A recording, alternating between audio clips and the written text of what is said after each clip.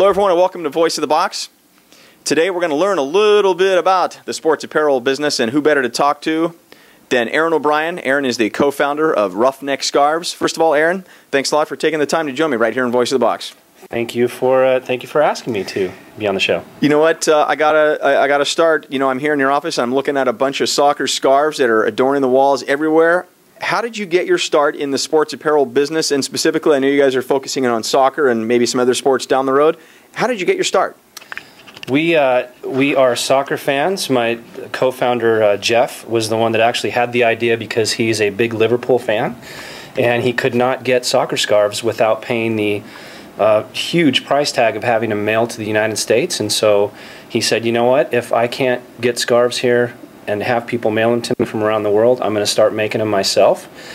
And that's how the idea happened. He asked me to join him, and the rest is history. What we started noticing shortly after the beginning of the business is that we had a lot of people like high schools and youth clubs and D1, D2, and D3 colleges asking for custom scarves, and that's how we got into the custom scarf line, which is still a pretty big percentage of our business. Great. You just kind of led into it. Just a kind of a question, just to give my viewers a quick framework of what Roughneck Scarves is up to now, and if you're willing to share what you guys might be, getting into later. But what's behind us is obviously some samples of some scarves that are specific. It looks like those are in the soccer line.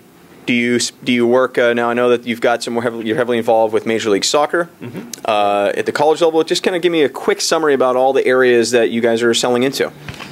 We've had some surprises here. If I don't think you can see this on camera, but behind you there is a Polish boxer that's going to have a big match on HBO, and he wants everybody that's going to be at the match to be able to hold up scarves so that his opponent can get psyched out by seeing scarves held up by all the people in the crowd. Very interesting. So we've sold some to boxing, obviously. We've had the Dallas Stars Fanatics, which is an NHL fan club. They've ordered from us 2 years in a row now for hockey. We are going to stay true to scarves and primarily soccer. The things that we're working on now is we're actually working on car scarves. When you go to the game, you can stick them up in the window as you drive to a Major League Soccer game. And then we're also developing a summer scarf. When it's 100 degrees in Houston, you can have something that's not going to make you sweat. It kind of sounds like beer. There's the summer ale and the winter ale, but now there's winter scarves and summer scarves. Yeah, we do everything based on beer. I'm going to have you, Jeff, just because I want to make sure I'm interviewing you. You got to be the focal point. I'm going to have you just scoot closer because I like him. No, we want to make sure that we get him in the shot. So, for those that are interested, and really the bulk of what I like to do at Voice of the Box is to try to make it educational for my viewers to learn a little bit more about the sports apparel industry. You guys are in it. You're knee deep. You've got some great success and great things coming. What, understand the true spirit of this question, what would be some of the inherent challenges, perhaps, whether it's day to day or year to year? I'm not sure how you want to answer it, but, and of course there's going to be a flip side to this question, but what are some of the challenges that you both face coming into this industry? I understand you've been in the industry now for about 3 years. Is that right? Mm-hmm.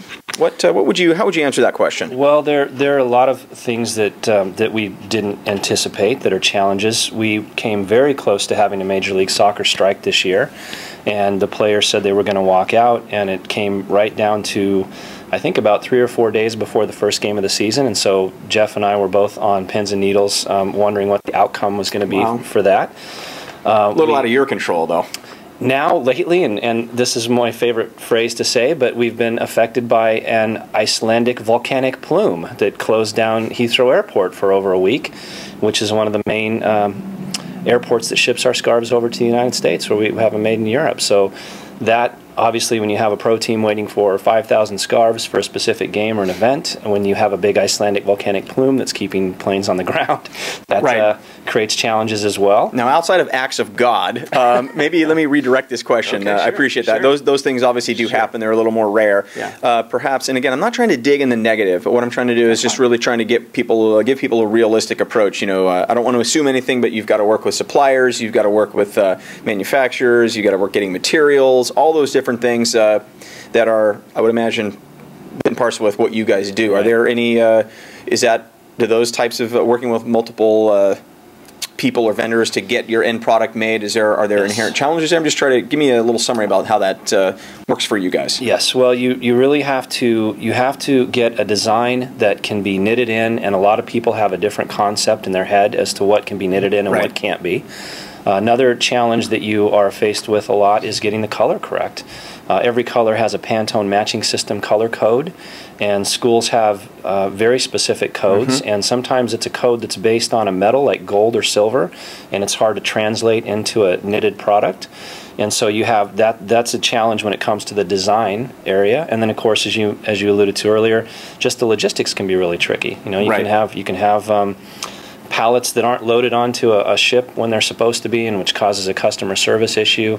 And then of course, we're always trying to figure out how to market ourselves efficiently and stay relevant to the soccer fans of North America. Right. I mean, it's a big job. People go into a sporting goods store and look at all the apparel that's out there, and probably don't realize all that goes into it. I mean, again, I'm not trying to put words in your mouth. Correct me or connect the dots, but you've got, like you said, graphic design people that you need to align yourselves with, people that you trust, and I mean, it goes on and on and on. I imagine. Now, I didn't want to sit there and hound on the negative. I meant to be just to try to give people again a realistic approach.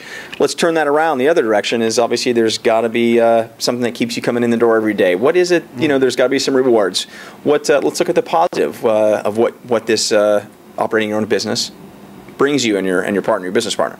There's a couple of positives that stand out in my mind as you ask me that. The first one is that when you run your own business, you really feel in control of your destiny, which is good and bad, but basically everything you do directly affects the way your company is going to do or perform. So that's a big key for me, and I enjoy it. It doesn't have the same level of politics that you might have in big organizations outside of this industry or even within this industry. The thing that also stands out to me is that people who work in the sports industry, you generally don't go into sports to make a lot of money. You go into it because you're passionate about sports, and so you're working with a different mindset than you are from a person that's doing something that they don't really enjoy.